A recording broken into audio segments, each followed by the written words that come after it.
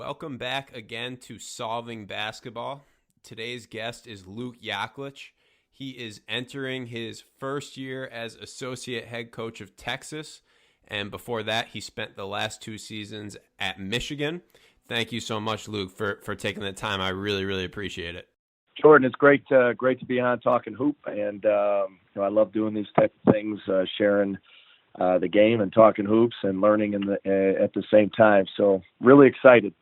The first question of the podcast for every guest, before we get into the nitty gritty here, the first question for everyone is, if we walked into a gym right now and I went under the basket and you went to the foul line and shot 100 free throws in a row, how many would you make out of 100? 71. 71. Okay. Okay. Wait, is there a logic behind it? It's what I shot in high school. Gotcha. It always kind of leads into the playing background. So what was your high school playing career like? I had a great high school experience, and it ironically, you don't know how things when you're younger affect, just and how they mold you. So it was interesting. Because I had a high school coach, Chips Giovanni, who has since passed away from cancer. His son actually is the head coach at Augustana College in Illinois, runs an unbelievable program there. It's a D3 program. And he just instilled, he was very simple.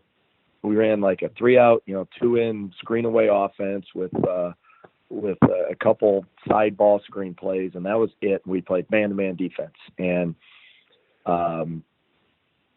that experience really just kind of really made an impression on me, because it's how I got on the floor. We had 4 other guys in my class that were really good scorers, and I kind of just gravitated toward this role of being a great, or as good, not great, as good as I could be on defense. And that kind of really molded me as a player and a coach for what the game, how I wanted to play the game and how I wanted to coach the game. What is basketball? What is this basketball? Is that basketball?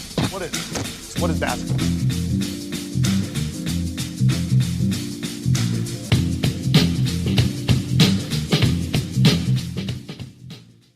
So, okay, that leads right into a question I had. Obviously, you've become known as the defensive guy in charge of the defense at Michigan.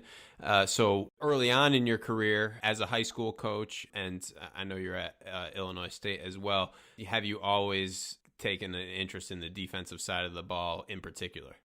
Yeah, I have. As a high school coach, it took me a while to figure out what I wanted to do on offense, a year or two. Then I quickly realized that, as a high school coach, you're not recruiting, and you have to really develop a system offensively that kind of fits your players as from year to year, and kind of project what each class is going to look like, and have that sophomore and freshman coaches running an offense that, you have as a program, but also working on things that they could be good at when they get 2 and 3 years down the line. But then there was always defensively that we always just said we're going to be a good man-to-man team, and that's what we're going to do for 4 years at every level. And that was just the consistent part that remained, with me there. And then when went to Illinois State and just had that opportunity to go there, I was just trying. At first, it was like drinking from the fire hose. The first 4 months on the job, and I was in charge of, and really thank Coach Muller for what he did, because he basically put me in charge of a bunch of stuff and said, figure it out. I did scheduling, and then I did all the academics, and then I did camp, and then I was in charge of some of the scouts, and then the recruiting. So it was like everything. I was just learning as much as I could. And then, but in practice, I kind of just, my defensive voice and presence always kind of went to the defensive end of the floor. I worked with the wings on offense, and then, defensively, I was underneath the basket, just how you said at the opening here. And that's where my mind, and my body and my voice, and my passion gravitated toward. And, Dan is and was a great mentor for me then, and he's a really good coach on both sides of the ball. And I just did everything I possibly could to help us become better defensively by watching film and sending him notes every night, and then breaking stuff down and coming up with different things that he might consider. And that's really how I really at the college level really learned more and more. And all throughout the process, Jordan, I think it's key for all coaches. You can hear this all the time, and especially for young coaches, that like I always remember having a yellow notepad or a notepad around all the time, taking notes and reading and learning and growing. And I think that's a key piece of it. As I was studying the NBA game and studying the college game as a high school coach, and just trying to give any little nugget of information to our players that might help in the program to help our guys get better and teach it better. And I just think that, when I had the opportunity to go with Coach Beeline, that was like just a 2-year doctoral degree in basketball. And I'm forever thankful for that experience. But I was studying and ready to give ideas and present ideas to Coach Beeline, and ready for that interview, because I was always thinking that way and trying to study the game. So I think that's a key point for everybody, and a lot of younger coaches that a lot of people will say, and kind of diverting here a little bit, Jordan, but a lot of people say, like, I want to get here and here and here. It's like, I always tell younger coaches, be where your feet are and do the best job. Pretend you're retiring from the job that you're in right now, and that you're going to build it right there. And if you have that mindset and you're going to do the best job that you possibly can at each job, and you're really honed in on what you want to do and making that place great, everything else is going to take care of itself, and you'll end up where you're supposed to be. And most importantly, you're going to be doing what you love and really chasing your passion, which is a key part of the whole process. If you look back on your high school defenses compared to what you're doing now, like you talked about the growth and being around Coach Beeline and Moeller, is it similar schematically, I guess, X's and O's wise, or has a lot changed? Well, like everything, it's been more, the ball screen has, at the high school level, we had a couple different schemes for our ball screen coverage, but you just didn't see as many variations. And that's where the game evolves year by year, is, what positions the offense puts you in as far as ball screen coverage is. And, at the high school level, you're generally going to have a guy or a guy and a half, maybe two, that you don't really have to guard much. On the other team, when you play really good teams, obviously they're going to have more good players. You got to guard the whole floor. But I think, we were very, very sound in what we did, and we're able to trap most ball screens at the high school level, or switch them in a lot of situations. And now, that's a key piece of it is, and every year I try to study the top 3 NBA teams on offense and defense, and just find out what they're doing and try to think about how might guard it, and then what are the good defensive teams doing that we could do at the college level. And I think from the high school to the college to the NBA, it's just things happen faster. And I think that's a key thing that all freshmen experience on every campus, is that the high school game is one speed, college game is another. Things are happening, multiple actions are occurring on every possession, and you have to be able to sniff things out and be able to react to what's happening just at a faster rate. So I think from a defensive difference standpoint, that's a key piece from the high school. You can be simpler at the high school level, but you have to be simple and be able to have your players execute simplicity at a fast rate at the college level. I think that's a key piece, is that anytime you're thinking too much, their feet slow down. So I think whatever level that you have to have a system that is simple for players to understand, but that they can be themselves in and play at full speed. So you mentioned that you studied the top 3 NBA offenses and defenses in the offseason, and I think that's really apparent. Like when I watched Michigan defense last year, it felt like watching an NBA team in terms of not helping off the strong side corner or even sometimes the weak side corner and trying to keep the ball in front, take away 3-pointers. In terms of comparing the college and the NBA games, I guess specifically with defense and ball screens, like you said, when you were in high school, you were being more aggressive on ball screens. There still are some college teams that do that. You don't see that in the NBA as much. Is it directly relatable to the NBA and college? Are there certain things that would only work in one league as compared to the other?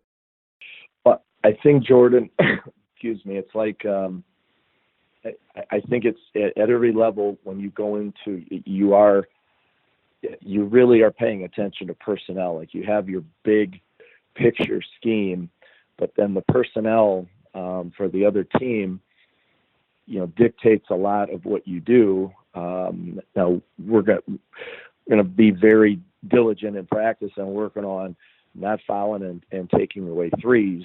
And that was something that, Coach Beeline and I really, we shared that common thread in our philosophies, and we kind of just kept growing and experimenting with things. And obviously we had really good players that could play on both ends of the floor and took pride in it, and we worked hard to develop that culture.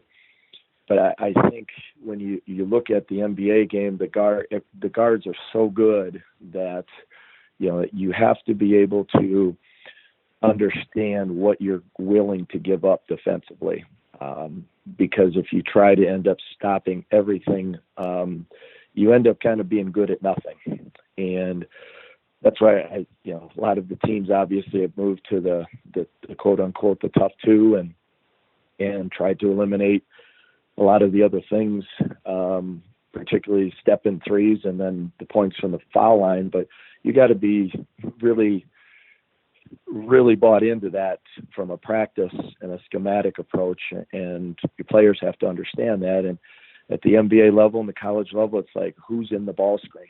What's the strength of the ball handler, and what is the strength of the guy setting the screen, and the 3 guys off the ball, what is the strength of the guy I'm guarding?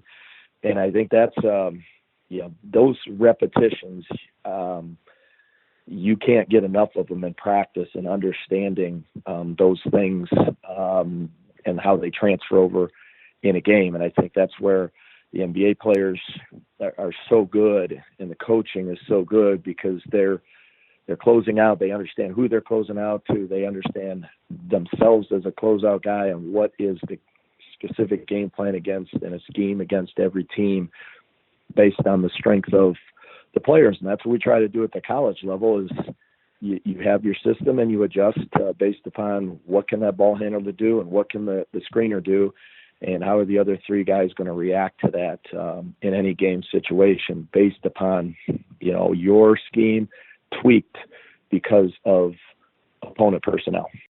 Absolutely. So there's a specific game that I rewatched yesterday in prep for this, and it was the Villanova game at the beginning of the season.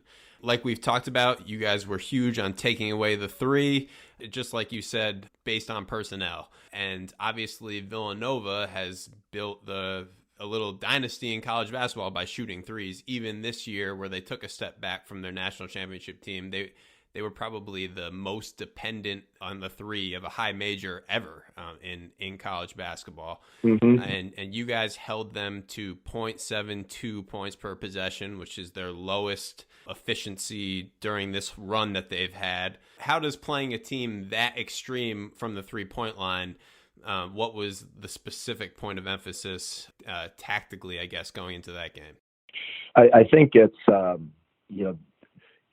first, we learned from the national championship game. There's things you kick yourself about that game in, because some things that we learned, we applied to that next year game, and that would have helped us. Now, they were outstanding that night, so no adjustment might not have worked, or might not have changed anything on that night. But, we had some hungry players. Take that back. We had hungry, talented players who went into that with a chip on their shoulder, and a belief that they were going to win that game last year. So that's where it started. And then, the preparation piece from a staff perspective, that week was just all about studying that film from the year before, then studying the games that they had played early, the couple that they had played, and just understanding really help responsibilities. I think a big thing is that smart teams do and smart players do is, and you only get this just by game reps and practice reps and watching film and seeing yourself make the mistake, is just over helping. Is what proper help is such a key piece of good defense. And you have to stress that. You can't stress it enough in practices on help decisions. And I think that game was indicative of help decisions. We were just on point with when we needed to stunt in the gap to deter a dribble or slow it down. We were there. We played non-shooters great, and we went home to really good shooters, even better. And then we just really made everything, played everything to our chest on the ball, and didn't give them a ton of angles to get to the basket where we ever were, creating any type of a long closeout for ourselves. And, they just didn't shoot the ball well that night. And some of it was our defense, and some of just, the luck of the game. Some nights it doesn't go in for the other team. And offensively, we played great, and we were able to get some distance and created some momentum. And then that just kind of fed our defense even more. And then, they had to become even more dependent upon the 3-pointer that night, which made it even easier at that time to do it, because they needed threes to kind of play catch up. So it was kind of really a perfect storm for us that night. And ultimately, players win them games, and that they were locked in.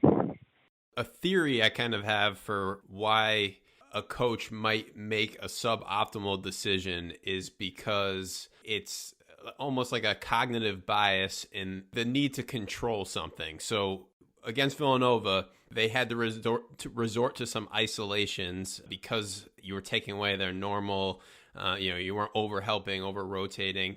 And what ended up happening was Phil Booth or Eric Paschal or those guys had to try to break down the defense. And there were 3 plays in that game where Paschal dunked the ball on isolation situations. And having been on the bench and, not nearly as an important role, but having been on the bench, those hurt. Like those dunks, it's like, well, we need to help a little bit more. It feels very controllable. I guess it's very cliche to say trust the process in coaching, but how do you make sure that when a player gets dunked on in an isolation, no, you're sticking to the game plan for all 40 minutes?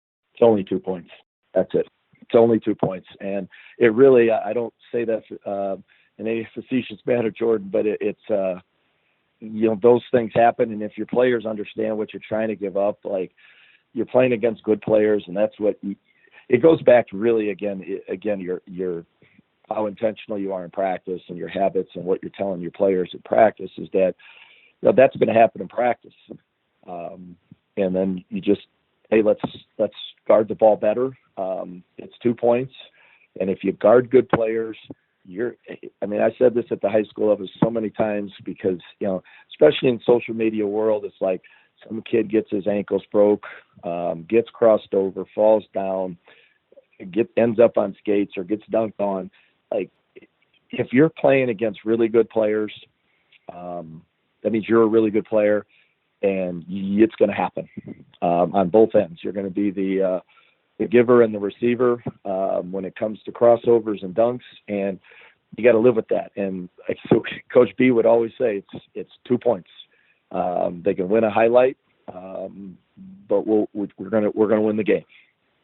And I think it's a mindset that you just have to have, that if your players know what you're going to give up, that stuff's going to happen. And, we never got worked up about it. Guys took pride in not allowing that to happen again.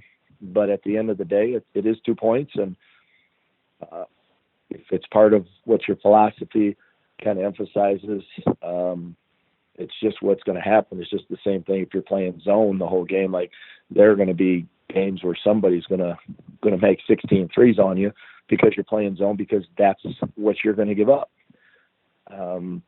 And same thing on the other side. If, trying to take those threes away at some point, you are going to give up some baskets in other areas. So I just think it's how you approach that in practice, and not going crazy as a coach, and just breaking down like what happened in the first 2 dribbles that allowed him to get to the rim, and let's correct that and make it a little tougher too.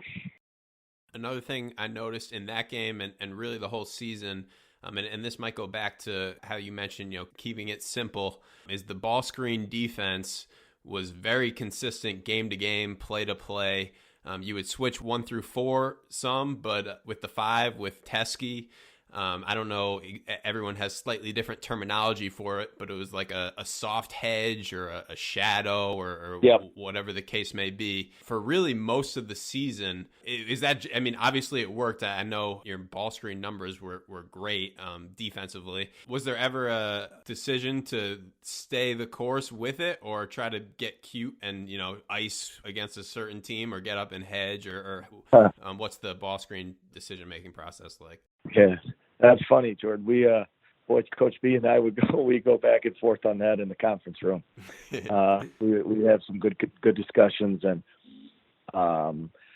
it kind of evolved, Jordan. We originally, with Mo Wagner, we had, Coach liked to hedge a little bit, and John Teskey wasn't the player as a junior at the start of the season that he became. He became obviously a great player and still is, and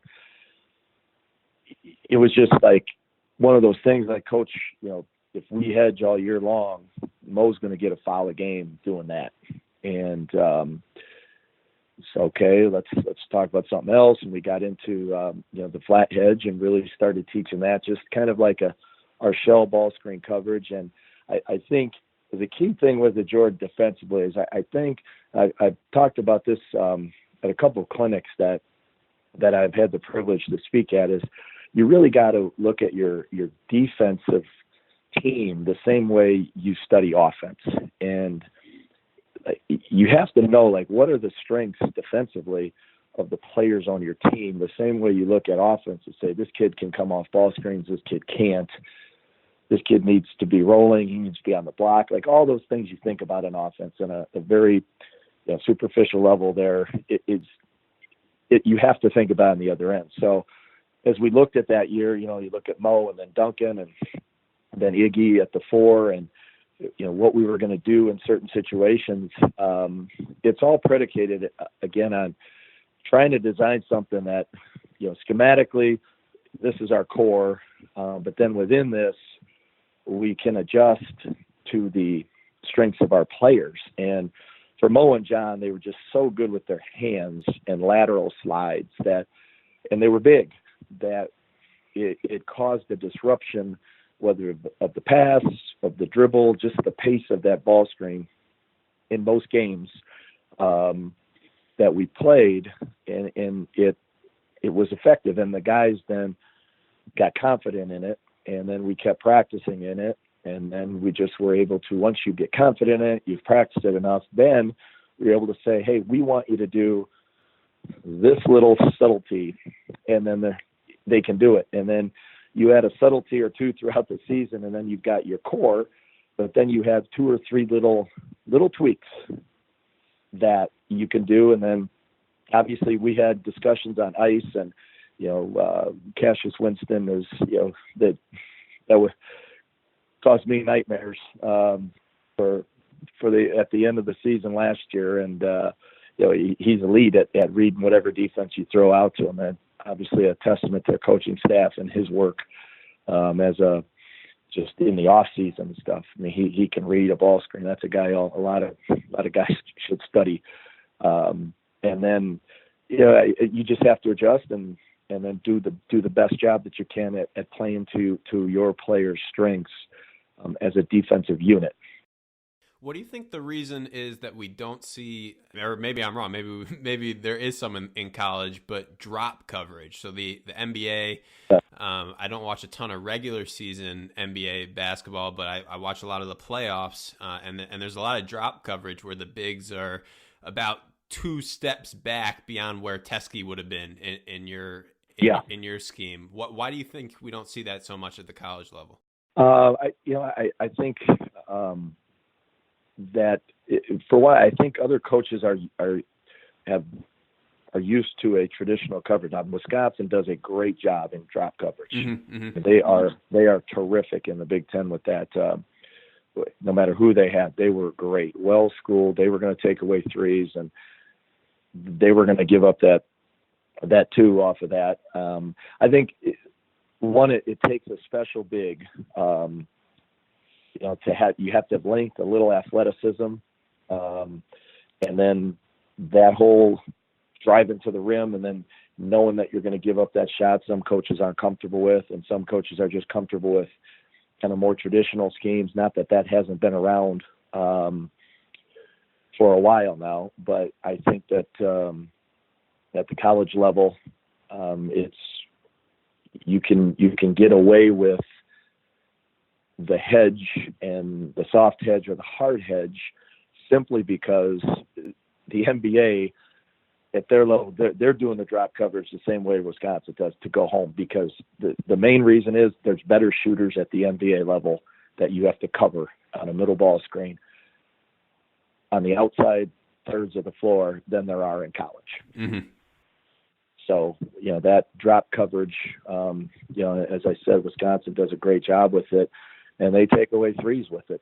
And it's the same concept of why NBA teams do it. You can stay home on shooters on the outside thirds, and you're not ever going to put yourself in long closeouts. So I think the spacing and then the skill level of the shooters at the NBA level are obviously better than at the college level, and it doesn't necessitate that drop coverage. And then you combine that with just the big that it takes to do that with. Sometimes not every college team has, Andre Drummond and those guys at that level that are just going to drop back and can impact the rim with athleticism and length that you might not see at the college level.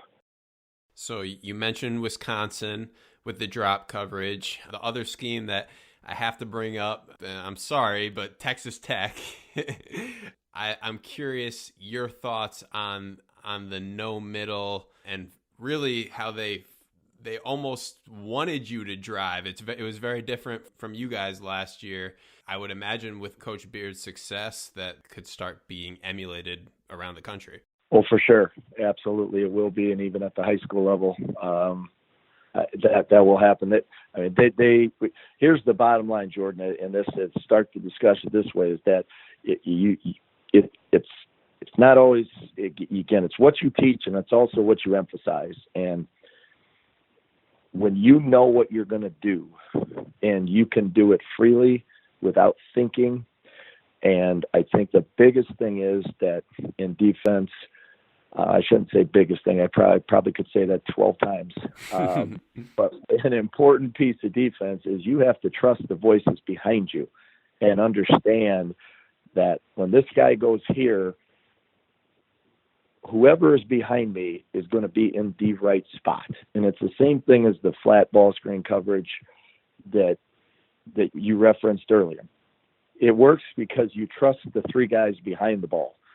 And no matter, you only build that trust by intentional practices and being really rooted to your philosophy and your emphasis on it. So what Texas Tech does, and that is very similar to a lot of NBA teams, force everything to the outside, trap the box when they come to the baseline, and then you're rotating properly out of that to the weak side. And when everybody knows their rotations and you practice it and you emphasize it all year long, and obviously then you have some success with it, it just creates all the buy-in. And whether you do it, where the Texas Tech way, or you do it any other way, it comes back to, again, what you're teaching and what you're emphasizing. And you can get good at whatever. There are a million ways to do something in basketball, and somebody's found success in it in every little way. And another coach might try the same thing and can't find any success with it. So it's what you're comfortable teaching. And then the players, whatever you emphasize, that's going to be key. And a key phrase that I've said from throughout my whole teaching career is, that which gets measured gets done. And it's so true. And you can't measure everything. Defensively, you as coach try to pick 3 to 5 things that you try to hang your hat on. You get up to 7 and 8 things that you're trying to measure individuals on. It gets lost in the minutia of stuff, and they end up not being able to remember anything that they're held accountable to. But I think if you went into Texas Tech's practice and in their system, they're going to have 3 to 5 things. I'm guessing that they are adamant about happening and not happening, and that those things are going to be revealed to the players, and that's your emphasis, which I referenced before, and that emphasis is going to be manifested then in players' effort and their attention. If you don't emphasize rebounding, then there's going to be a lack of rebounding, but maybe that team is going to emphasize deflections and steals and eliminate some rebounds because opponents not getting as many shots. So it's all just on your philosophy, obviously, as a coach, and what you choose to be comfortable teaching. Right, absolutely. That was evident watching you guys, watching Texas Tech, all these teams that we've talked about is the execution. I do want to get into that which gets measured gets done, because I saw you tweeted that last week and it was on my list. But really quick on Texas Tech, it's kind of conventional wisdom right now that rotations are bad. You want to stay out of rotations. And Texas Tech flipped that on its back a little bit by saying we're always going to be in rotations, but it's going to be the same rotation every time because we're going to make you go baseline. The randomness that is normally associated with rotations, now that's been taken out, and they just were so good at the rotation. So I know you can't give away secrets here because now they're a conference opponent. Was there a conversation about, does it make sense to go baseline against them or to try to fight it and get middle? Was that the biggest conversation going into that NCAA tournament game? We had a lot of conversations going to that tournament game, and then we had a lot of conversations at every media timeout about what in the heck we were going to do. They were just so good, and they had our number that night, and they played tougher than we did for sure. But I think ultimately that we had some open shots that we didn't make, and it was very similar. I remember it was sometime about the 8-minute mark of that, I think the under 8 or under 12 timeout. And I said to one of our other assistants, I said, this is what Villanova felt like back in November. It's like, we can't get to 3. When we do get an open one, we miss them. And the other team is executing on the other end, and, just got just slowly whittled away and, took our momentum and had it. So I don't, the answer is have really good players that can make shots and drive the baseline and make good passes, and then drive middle and make tough shots. I don't say that in any way to simplify it, but that was we couldn't make the mid range, we couldn't make the 3. And we got to the rim, they had great presence at the rim that night. So it goes back to, again, knowing what you're good at and everybody was flying around being confident. That is the key piece of any defense, is that your rotation, you got to be confident because you practiced them, and you have the habits built that you know what you're doing on every play. I think the thing we tell all our guys is just you got to be able to sniff. You got to be able to sniff it out. Like, so much of a good defender is being able to react like a half a second, 3/4 of a second before a screen happens, or being in a ball screen coverage rotation or in position just a half a second before the offense knows it. And that just comes from reps and seeing things over and over and over again. And to those guys, our guys at Michigan were so smart that way. Charles Matthews and Xavier, in particular, Muhammad Ali, Abdur-Rahman, and Duncan, and smart players that really, really learn from every game. And that goes back to, the preparation that Coach Beilein had. He was unbelievable at preparing a team for a game and how we were going to do it, a methodical, but yet simple approach. So I think you do that over time. You find out what your team's all about and what your guys expect every game, and then slowly it builds into a rhythm in a season. And the phrase "don't get too high, don't get too low." It's very, very important over the course of the season, and obviously at the NBA level, I would think at 82 games. You can't get too crazy. I was at a clinic one time, Jordan, and Doc Rivers was speaking. It was in Orlando at a Coaching You Live clinic, and he just said, in the NBA, I get about 7 or 8 bullets a year, or a fiery speech where you can get after your guys. And I think it's true at the college level. There has to be if you want your players, you have to emulate what your players want. You want them to be calm. There has to be a methodical pace to the end, and understand what we want the end to look like. And there's going to be some ugliness in the middle. And, as I tell teachers I mentor, Jordan, at the high school level, that learning is messy, and it doesn't have to be this perfectly executed lesson plan all the time. And that's kind of how the season goes. It's going to be messy at times, and you have to just clean up the little bits at a time, and not overreact to any one or two things. And that is something that I learned as a high school coach that definitely helped me help my head coaches that I've worked for at the college level. Because as a head coach, you're living and dying by the next game. And are we ever going to win again, or how are we going to keep winning? And it's this constant thing. So I learned that, and I think I was able to, I hope, help Coach Muller, Coach Beilein a little bit with that. And then hopefully, now with this awesome opportunity I have with Coach Smart to help our student athletes here at Texas do the same thing. So I think that's a key thing for coaches, is to really have stay true to your core values and keep teaching what you need to teach, and not get away just because something messy happened. I think that ties in somewhat to that which gets measured gets done quote that you mentioned. Having measurements or numbers to keep you on track on your core principles. Obviously, this podcast has a pretty big, the listeners are into analytics. Yeah. I wanted to end with that. You said 3 to 5 things.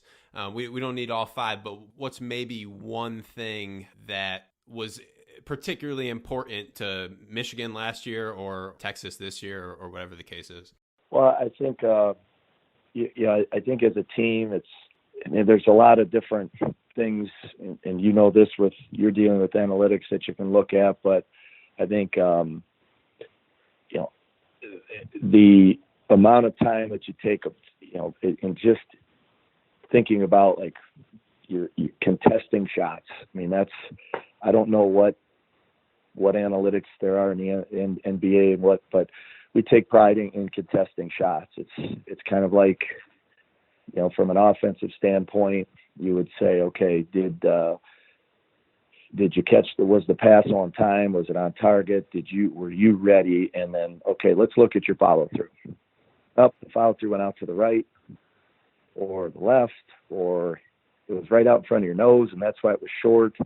Okay, there's a reason there. And I think when you take a look at, defensively, it's, are you contesting a shot? Simple as that. I think that's a key piece, I think, of any good defense. And, that's something that we took pride in and continue to teach, and hopefully take a lot of pride in here as the preseason, the season goes along here at Texas. Just in contesting shots, being in position to contest effectively and not fouling. And, I think you mentioned a little bit with the Villanova. I would kind of just encourage coaches to take a little bit look at just how many assists, are you giving up a game? I think that's a key thing. If teams are playing in isolations, there's at the end of shot clocks, there's low, obviously there's not going to be many passes if you can get there. Now that's it's just a thing I used to look at every now and then, Jordan, with our team, is just, okay, where are we at in the country as far as assists per game against us? And teams are whipping the ball around, they're running their stuff, and they're getting to their action. Obviously, they have a good chance of getting an assist, and so that's kind of a different thing. It's easy to look at, but it can tell you a subtle part, but it can tell you kind of a big picture possibly about your defense.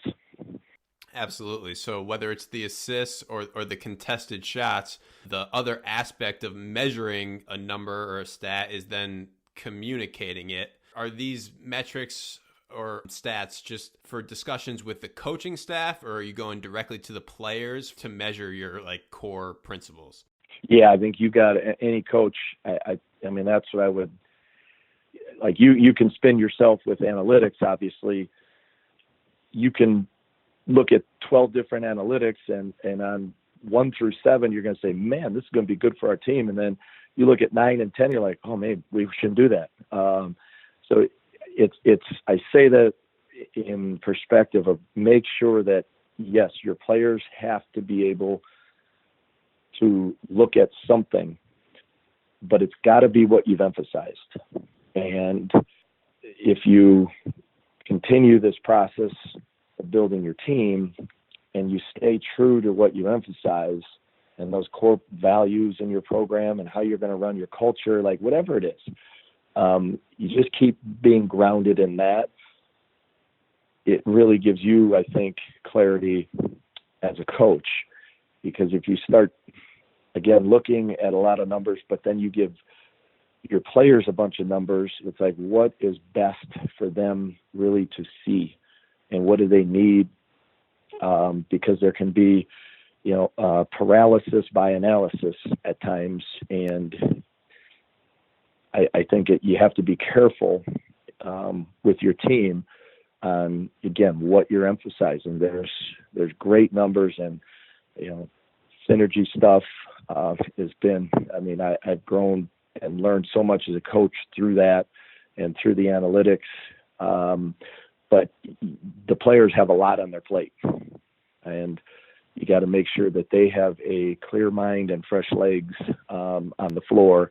And if they're thinking about all the numbers of 10 different things, may not be beneficial to your team. But if they're thinking about 1 or 2 things that you really believe can make them better as a team or an individual, then those are the things your coaching staff has to really discuss at the end of the day, going into the season.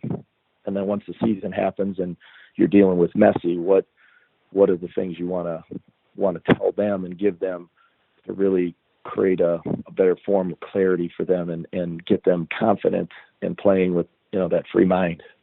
I think I've told this story on the podcast before, but if there is 1 or 2 things that you emphasize, especially if the players know it's tied to playing time, the buy-in is high. Like you said, you need to make sure it's the right thing. We would talk about plus minus sometimes, which is a little bit polarizing as to how much you should rely on plus minus in terms of making substitutions or for players. But the good thing about plus minus is it does incentivize, winning, the score going in the right direction when you're in the game. And we would have players, as soon as the game was over, run to me and try to find out their plus minus. So it goes back to exactly what you said. It better be what you believe in that you're emphasizing, because the players, they want to get better. They want to play. Amen. And if that isn't, if your numbers aren't tied into playing time, if there's a disconnect, then that is going to inhibit the buy-in on your team.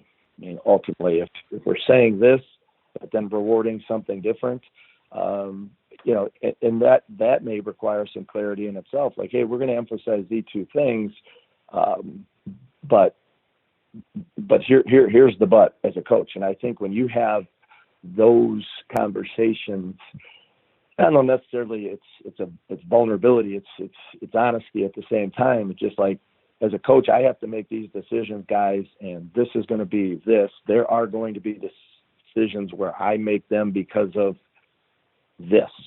And I think when they can see and process kind of what you're doing as a coach and understand your thinking as well, I think it creates some leeway, some clarity, and then ultimately a relationship where they understand the decisions you have to make are in the best interest of the team, but everything's going to be tied most of the time to these core values and what we're statting. Absolutely. Well, thank you so much for your generous time. I know it's a big week of recruiting all around the country, so I really appreciate you taking the time. Oh, no, absolutely, Jordan. Happy to talk and happy to help any coaches out there, and obviously grow and learn myself. So any coaches that ever have any questions or anything, I would be happy to have them reach out to me on Twitter, via email, and if they have any other ideas that pass along to help us out, help me coach better, I'm all for that as well. So it's a great profession, Jordan, and it's one that my parting thought is that you have to think about why everybody looks back, and that there's probably that one coach that absolutely made the difference for you. I'm lucky to have, I probably have four or five coaches, and then 5 or 6 administrators, and then another handful of colleagues in the teaching and coaching profession that have just continued to mentor me. And, I think the key thing, mission for as coaches is that, we've got the key piece is that try to be that coach for somebody that was that coach for you. You mentioned Twitter. What is your Twitter handle for anyone who wants to give you a follow? At Coach Yak. Yep. YAK. Yep. Been great, Jordan. Thanks. Keep up the great work. You're a great Twitter follow, and I know I've shared a bunch of stuff with our staff at Michigan and Texas on stuff that you put out there, and then on things that you have on your social media platform. So continued success and great job on your part. Thank you so much again, and best of luck this season.